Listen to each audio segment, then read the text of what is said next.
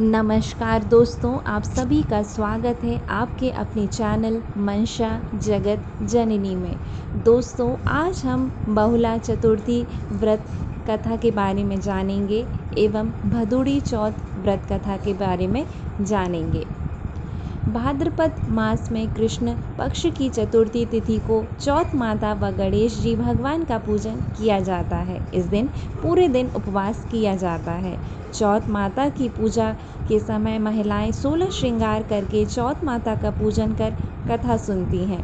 सर्वप्रथम चौकी या बाजौट पर गणेश जी भगवान व यदि हो तो चौथ माता की प्रतिमा स्थापित करें। इसके बाद चौथ माता विंदायक जी भगवान की नाम की रोली, मेहंदी, काजल की तेहर तेहर बिंदी लगाएं। फिर मोली चावल चढ़ाएं। दीवार पर लगी बिंदियों पर मोली का चूल्हा मेहंदी की सहायता से चिपका देवें। चौथ माता के भोग के लिए जो प्रसाद बनाया उसका भोग लगाएं।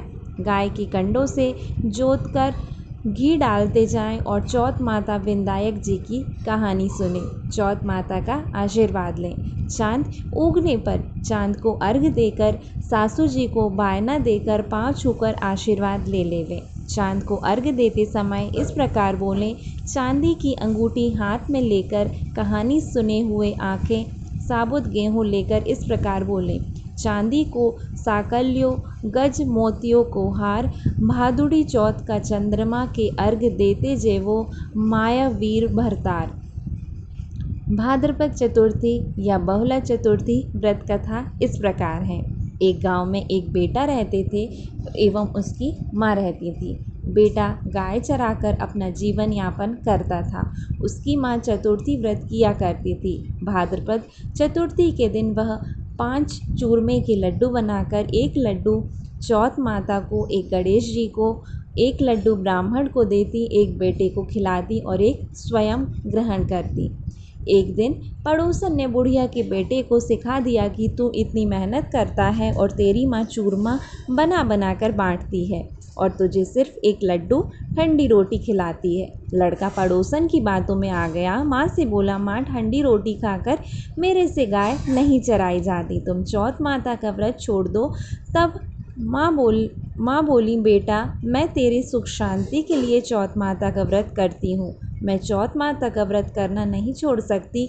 बेटे ने कहा, मैं परदेश जाऊँगा। तब माँ बोली, बेटा यह चौथ माता की आँखें अपने पास रख ले। यदि तुम पर कोई संकट आए तो चौथ माता का नाम लेकर इन्हें पूर देना, तुम्हारा संकट टल जाएगा। लड़का परदेश जाने लगा। रास्ते में एक नदी आई। कोई रास्ता नहीं दिखाई दे रहा था। उसने आंखें हाथ में लेकर चौथ माता गणेश जी का ध्यान किया और चौथ माता की कृपा से नदी के बीच में से रास्ता निकल गया। आगे चला, घना जंगल आया। कोई रास्ता नहीं सूझ रहा था। उसने चौथ माता का ध्यान कर आंखें पूर दिए और रास्ता मिल गया। आगे चलकर वह एक नगरी में पहुंचा। उस नगरी के राजा के यहाँ एक बर्तनों का अहाव पकता जिसमें एक आदमी की बलि दी जाती थी। वह लड़का एक बुढ़िया के घर पहुंचा तो देखा बुढ़िया रो रही है। उस लड़के ने पूछा, हे बुढ़िया माई, तुम क्यों रो रही हो? तब बुढ़िया बोली, मेरे एक ही बेटा है और कल अहाव में बलि चढ़ने की उसकी बारी है। उस लड़के ने कहा, माई घबरा मत, तू अपने बेटे की जगह मुझे भेज देना, बस तू मुझे भरपेट भोजन करवा देना। भोजन करवाकर बुढ़िया ने उस लड़के को अपने बेटे के स्थान पर सुला दिया।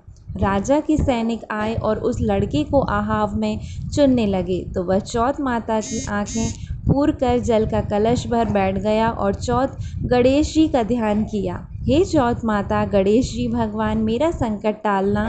अहाव चुनकर आग लगा दी। 1 महीने के पकने वाला अहाव एक ही दिन में पक गया। यह जानकर राजा को आश्चर्य हुआ। स्वयं अहाव देखने आए।